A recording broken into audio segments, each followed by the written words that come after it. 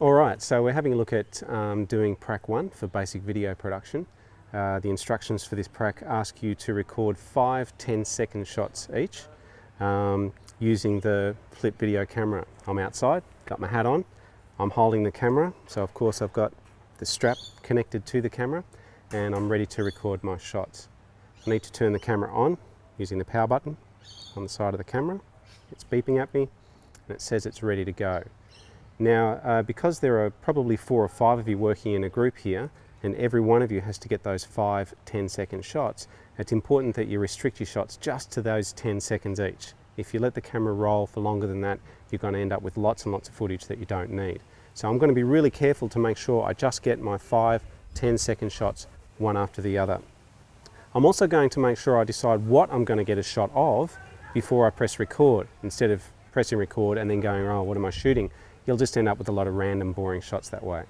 Okay, so my first shot's just going to be of, say, this bush over here, and I'm just looking through my camera and I'm making sure I'm holding it nice and steady, and I'm going to press the red button on the back and I'm going to announce my shot. There's numbers turning, so I'm going to go, this is Andrew, shot 1.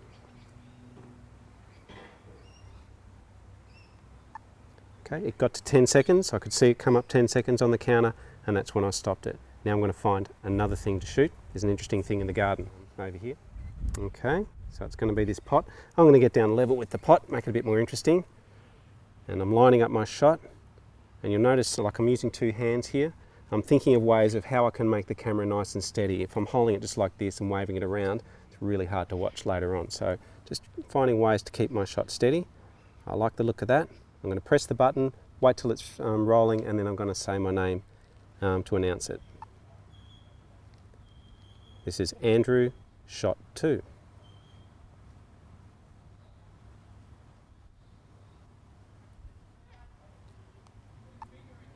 Okay, so that's my second shot. I'm going to do that another few times until I've got those 5 shots. Once we've done that, once we've got the 5 shots, I would of course carefully pass the camera on to the next person in my group for them to get their shots. Then we go back to the classroom, load them up on the computer. Okay, everyone in my group has recorded their footage. We've come back into the classroom. It's now time to connect the camera to the computer to load our footage up and work with it from there. So I'll take my hand strap off. I'm going to open up the USB connection, the flip part of the flip video. There it is there. And I've logged onto a computer, ready to do some editing, and if you have a look on your computer, you should see this USB cable hanging out the bottom. That's where you're going to plug your camera in.